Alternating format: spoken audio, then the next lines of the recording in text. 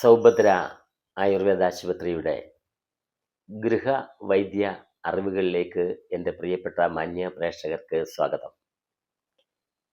ഈ കഴിഞ്ഞ ദിവസം ഞാൻ സ്ട്രോക്ക് വരാതിരിക്കാനുള്ള, ആർക്കും ഉണ്ടാകാതിരിക്കാനുള്ള നല്ല കുറച്ച് ചിന്തകൾ നൽകിയിട്ടുണ്ട്.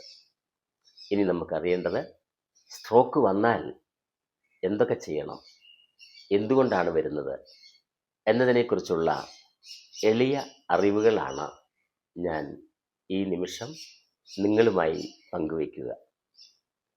ഇതെല്ലാം ശ്രദ്ധാപൂർവം കേൾക്കുകയും ധാരാളം ആളുകളിലേക്ക് ഷെയർ ചെയ്യുകയും പേജ് ഫോളോ ചെയ്യുകയും ഒക്കെ ചെയ്യുമ്പോൾ അതൊത്തിരി ഫലപ്രദമായിരിക്കും. കഴിഞ്ഞ കുറേ വർഷങ്ങളായിട്ട് ഞാൻ യൂട്യൂബിൽ പല കാര്യങ്ങളും ഇടുന്നുണ്ട്. അതെല്ലാം ഫലം കണ്ടിട്ടുള്ളതാണ്. ഒരിക്കലും ഫലം കാണാത്ത ഫേക്കായിട്ടുള്ള ഒരറിവുകളും ഞാനിതിൽ പങ്കുവച്ചിട്ടില്ല. പിന്നെ ആദ്യമേ നാം ഒരു കാര്യം മനസ്സിലാക്കണം, എല്ലാം യൂട്യൂബിലെ വീഡിയോ കൊണ്ട് തീർക്കാമെന്ന് കരുതരുത്. ചില നിമിഷങ്ങളിലൊക്കെ നമ്മൾ വളരെ കോംപ്ലിക്കേഷൻ ആകാതിരിക്കാനായിട്ട് നമ്മൾ ഡോക്ടറുടെ സഹായം അനിവാര്യമാണ്.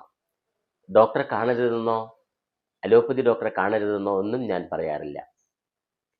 എല്ലാവരെയും കാണണം. എല്ലാ ചികിത്സാ വിഭാഗങ്ങളും കോർത്തിണക്കി വേണം മനുഷ്യൻ്റെ ആരോഗ്യത്തെ സംരക്ഷിക്കാൻ.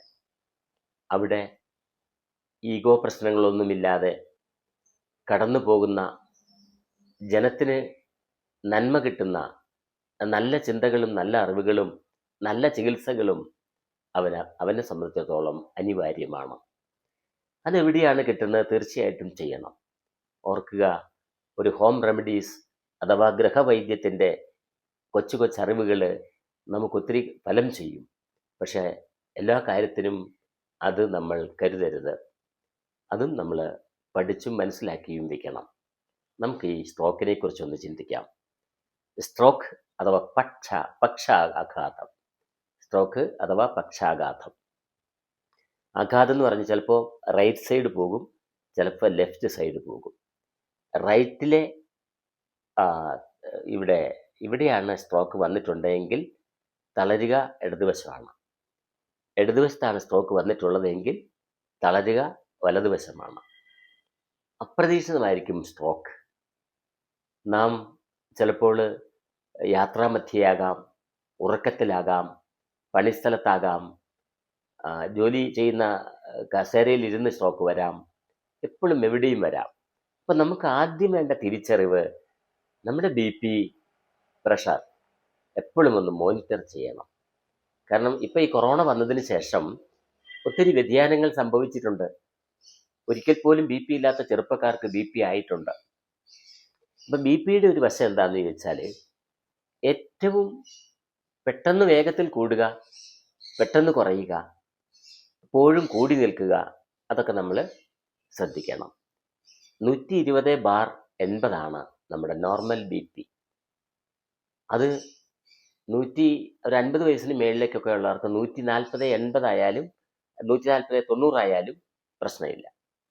പക്ഷേ 160 ആയ കുഴപ്പമില്ല. പക്ഷേ ഈ 90-ന് മുകളിലേക്ക് കിടക്കുന്നുവെങ്കിൽ അത് വളരെ കാര്യമായിട്ട് ശ്രദ്ധിക്കണം. നമ്മുടെ വൃക്കയ്ക്കൊക്കെ ചെറിയ നീർക്കെട്ടുകളോ വൃക്കയ്ക്ക് എന്തെങ്കിലും ആരോഗ്യക്കുറവോ വരുമ്പോഴാണ് സാധാരണഗതിയിൽ BP കൂടാനുള്ള സാധ്യത കൂടുതൽ. പ്രായമായവർക്ക് വരുന്ന പോലെ അല്ല ചെറുപ്പക്കാരിൽ വരുന്ന കാര്യം എന്ന തിരിച്ചറിവ് നമുക്കുണ്ടാവണം. മാത്രവുമല്ല, നമ്മുടെ ഈ പ്രഷർ ഇടയ്ക്കിടയ്ക്കൊന്ന് ശ്രദ്ധിക്കണം. എങ്ങനെ നിൽക്കുന്നു, നമ്മുടെ ഏജ് എത്രയുണ്ട്?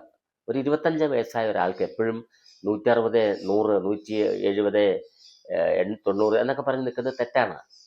അതിന് നല്ലൊരു അലോപ്പതി ഡോക്ടറെ കണ്ട് പരിശോധിക്കുകയും അതിനെ തിരിച്ചറിയുകയും അതിനാവശ്യമായ നിയന്ത്രണം ഉൾപ്പെടുത്തുകയും ഒക്കെ ചെയ്യണം. എന്നാൽ നോർമലി നമുക്ക് BP കയറി ഇറങ്ങി നിൽക്കുന്ന ആളുകൾക്ക് ഇത്തിരി മുരിങ്ങേൻ്റെ ഇല, നല്ല മുരിങ്ങേൻ്റെ ഇല കുറച്ച് ഒരു പിടി പറിച്ച് ഒരു പാത്രത്തിലിട്ട് തിളച്ച കഞ്ഞിവെള്ളം ഞാൻ ഉദ്ദേശിക്കുന്നത് വെന്ത കഞ്ഞിവെള്ളം അല്ല, അരി ഇടുമ്പോൾ തന്നെ തിളക്കുന്ന ആ വെള്ളം ഒരു തവി ഒഴിച്ചു വെക്കുക. നന്നായിട്ട് തണുത്ത് കഴിയുമ്പോൾ പിഴിഞ്ഞ് കഴിക്കുക. ബി.പിയെ കൺട്രോൾ ചെയ്യാനായിട്ട് നമുക്ക് പറ്റും. അത് വളരെ ഫലപ്രദമായ ഒരു രീതിയാണ്. ആദ്യം നമ്മുടെ ലക്ഷ്യം നമ്മളുടെ പ്രഷറിനെ കൺട്രോൾ ചെയ്ത് നിർത്തുക എന്നുള്ളതാണ്. ഇനി അൺകൺട്രോൾ ആയിട്ട് പോകുന്നത് അമിത മാംസ്യാഹാരം, ആവശ്യത്തിനുള്ള ഉറക്കം കിട്ടായിക, ധാരാളം വെള്ളം കുടിക്കാതിരിക്കുക, എക്സർസൈസ് ഇല്ലാതിരിക്കുക ഒക്കെ ബി.പി ഷൂട്ട് ചെയ്യാനുള്ള സാധ്യതകൾ കൂടുതലായിരിക്കും. അപ്പോൾ സഡൻലി കൂട്ടിക്കഴിഞ്ഞാൽ തലച്ചോറിൻ്റെ എവിടെയെങ്കിലും ഒരു വെയിൻ പൊട്ടി ബ്ലഡ് കിനിയുകയോ പൊട്ടാൻ പോവുകയോ ഒക്കെ ചെയ്യുന്ന സന്ദർഭങ്ങളിലാണ് സ്ട്രോക്ക് ഉണ്ടാവുക. അപ്പം നമ്മളുടെ ഈ തലച്ചോറിൽ ഈ ബ്ലഡ് ക്ലോട്ടാകുകയും അല്ലെങ്കിൽ പൊട്ടാനുള്ള സാധ്യതകളുണ്ട് എന്നൊക്കെ അറിയുന്നത് പെട്ടെന്ന് ഛർദ്ദിക്കാൻ തോന്നുക, കാലിനും കൈക്കൊക്കെ ബലം കുറഞ്ഞു പോണ പോലെ തോന്നുക, ഭയങ്കര ക്ഷീണം തോന്നുക, എഴുന്നേൽക്കുമ്പോൾ നമുക്ക് ബലം കുറഞ്ഞു പോണ പോലെ തോന്നുക, നമ്മുടെ കൈയുടെ ബലം കുറഞ്ഞു പോണ പോലെ തോന്നുക, ഇടത് കൈയുടെ ബലം കുറഞ്ഞു പോണ പോലെ തോന്നുക, കാലിന് ബലക്ഷയം വരിക, എവിടെയെങ്കിലും നടക്കുമ്പോൾ മറിഞ്ഞേറ്റ് വീഴാൻ തുടങ്ങുക, ഇതൊക്കെ സ്ട്രോക്കിൻ്റെ ലക്ഷണങ്ങളാകാം. അപ്പം അത് തിരിച്ചറിയണം. ഇനി ഒരു സ്ട്രോക്ക് വന്നാൽ ഉടനെയോ ആദ്യം ആയുർവേദ ആശുപത്രിയിലേക്കല്ല ഓടേണ്ടത്. വന്നു എന്ന് കണ്ടാൽ അരമണിക്കൂറിനുള്ളിൽ തന്നെ ഒരു നല്ല ന്യൂറോ സർജൻ്റെ അടുക്കൽ എത്തിക്കുകയും ഈ സ്ട്രോക്കിനെ തടയിടാനുള്ള ഒരു ഇഞ്ചക്ഷൻ അപ്പം തന്നെ കിട്ടുകയും നിർബന്ധമായിട്ട് ചെയ്യണം. അപ്പം ഞാനിതെന്താ ഇത് പറയണമെന്ന് ചോദിച്ചാൽ, ഇപ്പോൾ എല്ലാവരും പറയും ഈ സ്ട്രോക്ക് വന്നു കഴിഞ്ഞിട്ടും വരുന്നതിന് മുൻപും ഒക്കെ വരാൻ സാധ്യതയുള്ള കാര്യങ്ങളെക്കുറിച്ചൊക്കെ എനിക്കും വോയിസുകൾ ഇടാറുണ്ട്. അപ്പോൾ ആ വോയിസുകൾ ഇടുമ്പോൾ ഇപ്പം ഞാൻ അവർക്ക് മറുപടി കൊടുക്കാറുമുണ്ട്. അപ്പോൾ ആ രീതിയിൽ വേണം നമ്മൾ കെയർ ചെയ്യാനായിട്ട്. ആദ്യത്തെ അരമണിക്കൂറിനുള്ളിൽ കിട്ടുകയും ഉടനെ ഒരു ഡോക്ടറുടെ നിർദ്ദേശവും അതോടൊപ്പം തന്നെ ഒരു ആയുർവേദ ട്രീറ്റ്മെൻറ്റും ചെയ്താൽ ഒരു പ്രയാസമില്ലാതെ എഴുന്നേറ്റ് പോകാൻ കഴിയും. എനിക്ക് നിരവധി അനുഭവങ്ങൾ ഉണ്ടായിട്ടുണ്ട്. കുറച്ച് നാൾ മുമ്പ് തിരുവമ്പാടിയിലെ ഉള്ള ഒരു ചെറുപ്പക്കാരൻ റംസാൻ പ്രമാണിച്ച് വീട്ടിലേക്ക് വരാൻ ഒരുങ്ങുകയും പ്ലെയിൻ ടിക്കറ്റ് ഒക്കെ റെഡിയാക്കി വെച്ച് അദ്ദേഹം സൗദിയിലായിരുന്നു. രാത്രി കിടന്നു, എല്ലാം പാക്ക് ചെയ്ത് വെളുപ്പിന് 5 മണിക്കുള്ള ട്രെയിനിന് പോകാനായിട്ട് കിടന്നുറങ്ങി. പക്ഷേ 5 6 7 8 വാതിൽ തുറന്നതുമില്ല. ഇയാൾ പോകാത്തത് കൊണ്ട് കൂട്ടുകാരനെ വിളിച്ച് അറേഞ്ച് ചെയ്തിട്ടുണ്ടായിരുന്നു വാഹനം കൊണ്ടുവിടാനായിട്ട്. അപ്പോൾ കൂട്ടുകാരൻ വിളിക്കാത്തത് കൊണ്ട് കൂട്ടുകാരൻ പോയി വാതിൽ തുറന്നു നോക്കുമ്പോൾ ആൾ സ്ട്രോക്ക് വന്ന് കിടക്കുക. അപ്പോൾ തന്നെ അവിടെ ഒരു ഹോസ്പിറ്റലിൽ കൊണ്ടുപോയി ഡോക്ടർ പറഞ്ഞു താൽക്കാലികമായിട്ടുള്ള മരുന്ന് കൊടുത്തു, അവിടുന്ന് കയറ്റി വിട്ടു.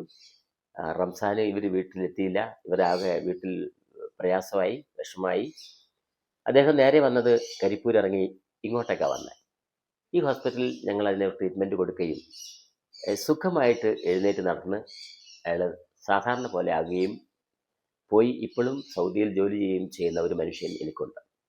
അങ്ങനെ നിരവധി അനുഭവങ്ങൾ എനിക്കുണ്ട്. പക്ഷേ ഒത്തിരി നമ്മൾ സമയം പോയി ഇഞ്ചക്ഷൻ നേരാൻ വണ്ണം കിട്ടാതെയും ചില ഘട്ടങ്ങളിലൊക്കെ പ്രയാസം വന്നാൽ അത് ദീർഘനാൾ തന്നെ നിൽക്കും. ഇന്ന് ഓരോ മനുഷ്യനും ആഗ്രഹിക്കേണ്ടത് അവൻ ജീവിച്ചിരിക്കുമ്പോൾ, അവൻ ഓടി നടക്കുമ്പോൾ ആരുടെയും സഹായമില്ലാതെ അല്ലെങ്കിൽ ആരുടെയും പരിചരണമില്ലാതെ അവനവൻ്റെ സ്വന്തം കാര്യങ്ങൾ ചെയ്യാൻ അവനവന് കഴിയണമേ എന്ന് ആഗ്രഹിച്ചുകൊണ്ടാണ് ഓരോരുത്തരും നടക്കുക. കാരണം നാം ഇങ്ങനെ ഒരു സ്ട്രോക്കായി കംപ്ലീറ്റ് തളർന്ന് ബെഡിൽ ശയിക്കുമ്പോൾ മലമൂത്ര വിസർജനങ്ങളെ കോരാനും എടുക്കാനും അല്ലെങ്കിൽ ബാത്റൂമിൽ കൊണ്ടുപോയി ഇരുത്താനും പിടിക്കാനും കുളിപ്പിക്കാനും ഒക്കെ പരസഹായം വേണം. അപ്പോൾ ഇങ്ങനെ പരമാവധി ഇതൊഴിവാക്കാൻ വേണ്ടി നമ്മളുടെ കടന്നു പോകുന്ന ജീവിതത്തിലൂടെ നമ്മൾ ശ്രദ്ധിക്കണം. പ്രഷർ അധികമുണ്ടെങ്കിൽ ചിലർക്ക് തലവേദന വരും, ഛർദ്ദിക്കാൻ തോന്നും, തല കറങ്ങും. ചിലർക്കൊന്നും തോന്നില്ല, ഒരു സിംറ്റംസും കാണിയല്ല. അപ്പോൾ സിംറ്റംസ് ഉണ്ടോ ഇല്ലയോ എന്നല്ല, നാം ഒരു പ്രായം പിന്നിടുമ്പോൾ ഒരു യൗവനത്തിലൊക്കെ ആയിക്കഴിഞ്ഞാൽ നിർബന്ധമായിട്ടും നമ്മൾ ഒരു BP ചെക്ക് ചെയ്യണം. അങ്ങനെ BP പരിശോധിക്കുകയും കൂടുതലുണ്ടോ കുറവുണ്ടോ എന്ന് കൃത്യതയോടുകൂടി നോക്കുകയും ഒക്കെ ചെയ്ത് വേണം ഇനി ഇവിടുന്ന് അങ്ങോട്ടുള്ള ജീവിതം കടന്നു പോകാൻ. കാരണം പഴയ കാലത്ത് നല്ല അധ്വാനമുണ്ടായിരുന്നു. അവർ പറമ്പിലിറങ്ങി പണിയെടുക്കുമായിരുന്നു. അടുക്കളയിലും പരിസരത്തുമൊക്കെ ഉള്ള ജോലി ചെയ്യുന്നവർ അല്ലെങ്കിൽ അടുക്കളയിൽ തന്നെ അവർക്ക് ധാരാളം നിരവധി ജോലികളുണ്ടായിരുന്നു. കാരണം നെല്ല് കുത്തണം, നെല്ല് കൊയ്യണം, മുളകരക്കണം, വെള്ളം കോരണം, തുണി അലക്കണം, അങ്ങനെയൊക്കെയുള്ള കാര്യങ്ങൾ ഉണ്ടായിരുന്ന ഒരു കാലഘട്ടമുണ്ട്. ഇന്നതൊന്നുമില്ല. ഇന്ന് നമ്മളൊരു സ്വിച്ചിൽ വിരലമർത്തുക മാത്രമേ ചെയ്യേണ്ടതുള്ളൂ. എല്ലാ കാര്യങ്ങളും അവിടെ സാധിക്കും. തുണി അലക്കാൻ പറ്റും, മുളകരക്കാൻ പറ്റും, എല്ലാം പറ്റും. പക്ഷെ ഇങ്ങനെ നമ്മൾ ഈ ജീവിതം ഇന്നത്തെ നിർജീവ അവസ്ഥയിൽ ശരീരത്തെ കൊണ്ടുപോകുമ്പോൾ, അഥവാ അജീർണമായ ശരീരവുമായി നാം ദിവസവും കടന്നു പോകുമ്പോൾ ഏറ്റവും പെട്ടെന്ന് കയറി വരാവുന്ന അസുഖങ്ങളാണ് പ്രമേഹവും പ്രഷറും ഒക്കെ. അപ്പം അത് നാം മറക്കരുത്. ഇന്നത്തെ കാലത്ത് എല്ലാവരും BP ചെക്ക് ചെയ്തേ മതിയാകും. പണ്ട് അങ്ങനെയൊന്നും വേണ്ടിയിരുന്നില്ല. കാരണം അവർക്ക് അതിനനുസരിച്ചുള്ള അധ്വാനവും അതുമനുസരിച്ചുള്ള ഭക്ഷണ രീതിയായിരുന്നു. അതനുസരിച്ച് അവരുടെ ശരീരത്തിന് ഇളക്കമുണ്ടായിരുന്നു. ഇന്ന് ഈ ശരീരത്തിന് ഇളക്കമില്ല. അപ്പം അതുകൊണ്ട് തന്നെ നമ്മൾ വളരെ പ്രധാനമായിട്ടും അറിഞ്ഞിരിക്കേണ്ട ചെറിയ നിർദ്ദേശങ്ങളാണ് ഞാൻ നൽകിയത്. ഈ BP നമ്മൾ നോക്കിയിരിക്കണം. അതിന് അഥവാ വന്നെന്നിരിക്കട്ടെ, ഈ ഒരു സ്ട്രോക്ക് വന്ന് ആദ്യത്തെ ഇഞ്ചക്ഷൻ കിട്ടി തിരിച്ച് വന്ന് കൈക്കാണ് ക്ഷതമെങ്കിൽ ആ കൈ മെല്ലെ ഇളക്കി എടുത്തുകൊണ്ടേയിരിക്കണം. അതിനെ ഫിസിയോതെറാപ്പി എന്ന് പറയും. അതിപ്പോൾ ഒരു ഫിസിയോതെറാപ്പിസ്റ്റിനേക്കാൾ വീടുകളിൽ തന്നെ കുറേ പരിചരണങ്ങൾ ചെയ്യാൻ പറ്റും. ഇങ്ങനെ മടങ്ങി ബലം പിടിച്ചിരിക്കുന്ന കയ്യെ വിരലുകൾ ഇളക്കാനും നിവർക്കാനും മടക്കാനും തുറപ്പിക്കാനും ഒക്കെ നമ്മൾ ശ്രമിച്ചുകൊണ്ടേയിരിക്കണം. പിന്നെ മടങ്ങിപ്പോയ കയ്യെ മെല്ലെ മെല്ലെ മെല്ലെ മെല്ലെ അകത്തി കൊണ്ടുപോകാനായിട്ട് നമുക്ക് കഴിയണം. പഴുത്ത തെങ്ങിൻ്റെ മട്ടല് ചെറിയ കഷ്ണങ്ങളാക്കി മുറിച്ച് അതിനകത്ത് ഒരു 2-3 ചെറിയ ഇല കുറുന്തോട്ടി ചുവടെ പറിച്ചെടുത്ത് കഴുകി അരിഞ്ഞ് നന്നായി വെള്ളം തിളപ്പിച്ചിടുക. എല്ലാ ദിവസവും ഇവരെ ഈ വെള്ളം കൊണ്ട് കുളിപ്പിക്കുക. വളരെ ഫലപ്രദമാണ്. രണ്ടാമത്തത്, നമ്മൾ കുറച്ച് രാമച്ചം, മുത്തങ്ങ, നെല്ലിക്ക, കടുക്ക, രാമച്ചം, മുത്തങ്ങ, നെല്ലിക്ക, കടുക്ക, താന്നിക്ക, 5 സാധനങ്ങൾ ഒരു 50 ഗ്രാം വീതം വാങ്ങിക്കുക. 50 ഗ്രാം വീതം വാങ്ങിച്ചിട്ട് നമ്മൾ നന്നായിട്ട് ഒരു 5 ലിറ്റർ വെള്ളം ഒഴിച്ചങ്ങ് തിളപ്പിക്കുക. ഈ രാമച്ചം ഒഴിച്ച് ബാക്കിയുള്ളതൊക്കെ ഒന്ന് പൊട്ടിച്ചിടണം, ചതച്ചിടണം. ഉണക്കമരുന്നുകളല്ലേ. അങ്ങനെ നന്നായി നമ്മൾ ചതച്ച് ഇട്ട് തിളപ്പിക്കുക. രാമച്ചം ഒന്നും ചെയ്യേണ്ട, വെറുതെ ഇട്ടാൽ മതി. നന്നായി തിളച്ച് ഈ വെള്ളം വറ്റി വരുമ്പോൾ, കംപ്ലീറ്റ് ഡ്രൈ ആക്കരുത്, നന്നായിട്ട് വെള്ളം തീർന്ന് വരുന്ന സമയത്ത് എടുക്കണം. എടുത്തിട്ട് ആ രാമച്ചത്തിൻ്റെ വേര് മാത്രം മാറ്റിയിട്ട് ബാക്കി 4 സാധനങ്ങൾ, താന്നിക്ക, നെല്ലിക്ക, കടുക്ക, മുത്തങ്ങ, രാമച്ചം എടുക്കണ്ട, അത്രയും സാധനങ്ങൾ അരകല്ലിൽ വെച്ച് അരച്ച് ഒരു ചെറിയ പാത്രത്തിൽ ഫ്രീസറിൽ വെക്കുക, തണുപ്പിക്കുക. എല്ലാ ദിവസവും അതിൽ നിന്ന് ഒരു 2 സ്പൂൺ എടുത്ത് തൈരിൽ ചാലിച്ച് നെറുകയിലൊരു തളമിടുക. അപ്പോൾ ഇവരുടെ അസ്വസ്ഥതയെ കുറയ്ക്കാൻ നല്ലതാണ്, തലയെ ഒന്ന് തണുപ്പിക്കാൻ നല്ലതാണ്, ഉറക്കം കിട്ടാൻ നല്ലതാണ്. ഇങ്ങനെയുള്ള കാര്യങ്ങൾ നമ്മൾ പരമാവധി ചെയ്യാനായിട്ട് ശ്രമിക്കണം. പിന്നെ ചെറിയ ചെറിയ ഫിസിയോതെറാപ്പിയും. കരിനെച്ചീൻ്റെ ഇല ഒരു പക്ഷേ എല്ലാ പറമ്പുകളിലും കാണാവുന്നതാണ്. വളരെ മെലിഞ്ഞ ഒരു ഇല, വയലറ്റ് കളറാവും. അതിനെ കരിനെച്ചി ഇല എന്ന് പറയും. കുറച്ച് കരിനെച്ചീൻ്റെ ഇലയും മുരിങ്ങേൻ്റെ ഇലയും ആവണക്കിൻ്റെ ഇലയും കിട്ടിയാൽ നന്നായിട്ട് അരച്ച് വെളിച്ചെണ്ണ കാച്ചുക, നന്നായിട്ട് മണൽ പരുവത്തിലെടുക്കുക. കഴുത്ത് മുതൽ താഴോട്ട് പുരട്ടി അരമണിക്കൂർ കഴിഞ്ഞ് ഈ തെങ്ങിൻ്റെ മട്ടൽ മുറിച്ചിട്ട് തിളപ്പിച്ച വെള്ളം കൊണ്ട് കുളിപ്പിച്ചാൽ ഒത്തിരി ഫലം കാണാറുണ്ട്. ഞങ്ങളൊക്കെ ഇവിടെ സ്ട്രോക്കിന് വരുമ്പോൾ ട്രീറ്റ്മെൻറ്റും അതോടൊപ്പം തന്നെ ഈ രീതികളൊക്കെ ഉപയോഗിക്കുമ്പോഴാണ് നമുക്ക് അവർ എഴുന്നേറ്റ് വേഗം വരാൻ സാധ്യമാവുക. അപ്പോൾ അവരുടെ ചിലപ്പോൾ ചിലർക്ക് സംസാരശേഷി പോകും. നമ്മൾ കാപ്പിയൊക്കെ കുടിച്ചാൽ ഇവിടെക്കൂടെ വെള്ളം ഒലിച്ചു പോകും. ബലം കുറഞ്ഞിട്ടാണ്, നമ്മുടെ ആ പേശികളുടെയൊക്കെ ബലം കുറഞ്ഞതുകൊണ്ടാണ് അങ്ങനെ സംഭവിക്കുന്നത്. അപ്പോൾ അവരോട് കൂടുതൽ സംസാരിക്കാനും അവർ കൂടുതൽ ഇടപഴകാനും കുറച്ച് പിടിച്ച് നടത്താനും ഈ പറഞ്ഞ ഫിസിയോതെറാപ്പി ചെയ്യാനും ഈ രീതിയിൽ മരുന്ന് നമ്മൾ തയ്യാറാക്കി കൊടുക്കാനും ഈ രീതിയിലുള്ള തൈലം ഉണ്ടാക്കി തേച്ച് കുളിപ്പിക്കാനും ഒക്കെ നമുക്ക് കഴിയണം. അങ്ങനെ നമ്മൾ ഇവരെ വേഗത്തിൽ ഡെവലപ്പ് ചെയ്തെടുക്കാനുള്ള സംവിധാനത്തിലേക്ക് നാം മാറണം. അതുകൊണ്ട് ആർക്കും ഇനിമേൽ സ്ട്രോക്ക് വരാതിരിക്കട്ടെ. വന്നവർക്കുള്ള ലളിതമായ അറിവാണ് ഞാനിവിടെ പങ്കുവച്ചിട്ടുള്ളത്. ഇന്ന് സ്ട്രോക്കായി കേരളത്തിൻ്റെ വിവിധ ഭാഗങ്ങളിൽ ധാരാളം ആളുകൾ കിടക്കുന്ന ഒത്തിരി പേരുണ്ട്. എന്നെ പലരും വോയിസ് ഇടാറുണ്ട്.